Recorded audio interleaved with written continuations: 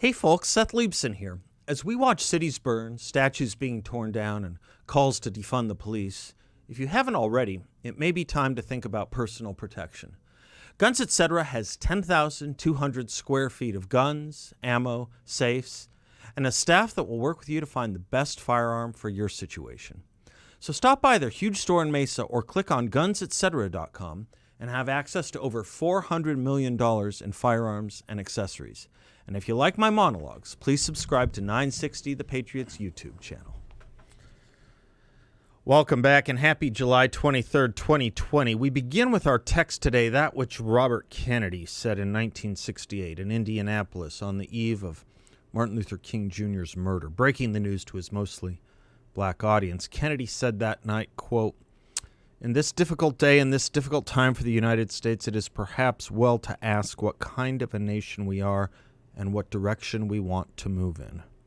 For those of you who are black, you can be filled with bitterness, with hatred, and a desire for revenge. We can move in that direction as a country, in great polarization, black people amongst black, white people amongst white, filled with hatred toward one another. Or we can make an effort, as Martin Luther King did, to understand and to comprehend." He closed his speech saying, "But the vast majority of white people and the vast majority of black people in this country want to live together, want to improve the quality of all our lives, and want justice for all human beings who abide in our land." Close quote. I believe that is still true. So what the hell are our elites doing, trying to move us and place us into more bitterness, hatred, and revenge? As various debates and concerns about education in schools are back in the news and on so many minds, I thought I'd look at an interesting new aspect to the debates and concerns brought to us by the New York Times. Again, as we were given with the Smithsonian a week ago, the problem is, according to the New York Times, whiteness. Will we ever be rid of this troublesome problem, racial division and racial identity? Not so long ago, the cultural elites we won't be rid of it. Let me just say we will not be rid of it so long as the cultural elites keep race and racialism alive through the pronouncements of their high priests. It does seem, after all, doesn't it, that we are farther from, not closer to, race as an insignificant, meaningless, irrelevant factor in public life, where we wanted it to be. That was the point of the Civil Rights Acts in the 1960s, wasn't it? Judging people as people, humans as humans, and not as categories based on immutable characteristics. Let me start with that premise and work backwards to the problem the New York Times identifies, because it's spuriousness on stilts. I have read teacher survey after teacher survey. In none have I ever seen the answer that parents are the problem, be they white, black, or any other color or race. I have seen answers that poverty is a problem. I have seen answers that lack of parents is a problem, so that too many, more and more, teachers have to literally act in loco parentis because parents are simply absent from the home. Those are teachers' concerns, along, of course, with pay and professionalism. I have seen other polling, too, polling of parents, and I have never seen the answer that parents are the problem, fellow parents, when it comes to their children's schools or learning. I've seen them say other things, where other kids are the problem, where teachers and staff can be the problem, where curriculum can be the problem, where homework can be the problem, but never fellow parents, or for that matter, the race of anyone or anything. Let us put in a good word for the society of teachers and parents that themselves, at least in these polls, have never decided to blame anyone's race on anything. It took the New York Times today to do that, to inject race consciousness and racial identity as the problem. And surprise, surprise, of course, it's the white race. Surprise, surprise, too, that the author and director of this New York Times discovery and series has a long pedigree of work with Nicole Hannah-Jones, the New York Times inventor of the year 1619 as our nation's founding. I might just stop there to say the problem with our schools might be miseducation and distortion, revisionism, such as saying we weren't founded in 1776, but rather some weird date none of us thought of until last year in 1619. But let us not stop there, for the New York Times has told us what the problem in education is, and it is going to keep telling us with a whole new project and series of podcasts dedicated to it. announced just today. It ought be interesting in its inability to do a thing about it because it addresses neither teachers' nor parents' concerns they had ever, and it fixes the problem on an immutable characteristic. You know what immutable characteristic means, right? Something, by definition, that cannot be chosen or changed, like race. So let me quote the New York Times precisely and directly from this morning. Quote, "If you want to understand what's wrong with our public education system, you have to look at what is arguably the most powerful force in our schools. White parents." Close quote. Aha. Teachers and parents have been wrong for as long as the rest of the world has been wrong, I guess about 244 years. We've been all wrong about funding and pay and tenure and homework and curriculum and discipline, just as we've been wrong that our founding date was 1776. I'll quote again. "If you want to understand what's wrong with our public education system, white parents." Again, nothing like pay or discipline or quality of education, whiteness.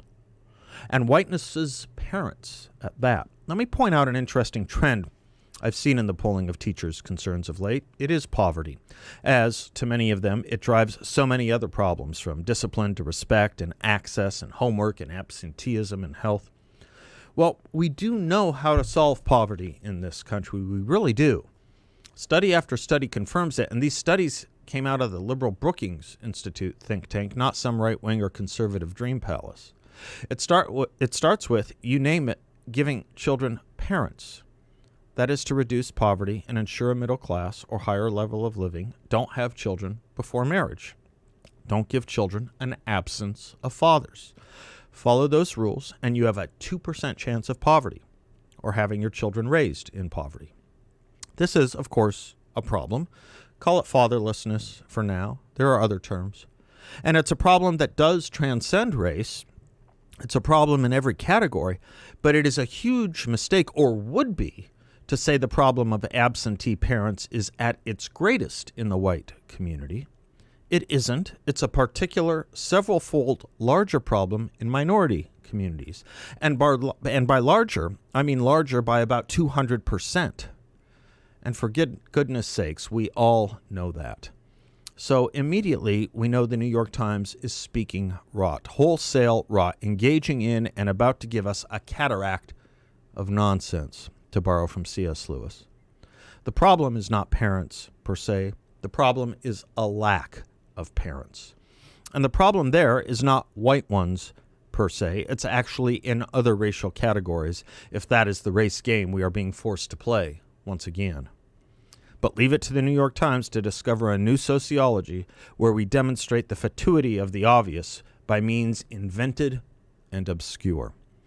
But beyond fatuitous and obscure, it is the inverse of pretty much everything we already do know. Another effort to make us go back and take us back to some kind of year zero. Another effort to get us off track and to have us actually unlearn what we know. The practice of wisdom, I thought, captured by Plato, as well as anyone, is to help us unlock the things we used to, or even intuitively knew. The practice of the New York Times, when it comes to education reform, is to help us forget and unlock a whole new box of pyrite that, if taken seriously, will not only provide us fool's gold, but will take us all for fools. One parent I was discussing this with put it to me this way. Disgusting. Simply wow. The author says we don't provide equal education in America.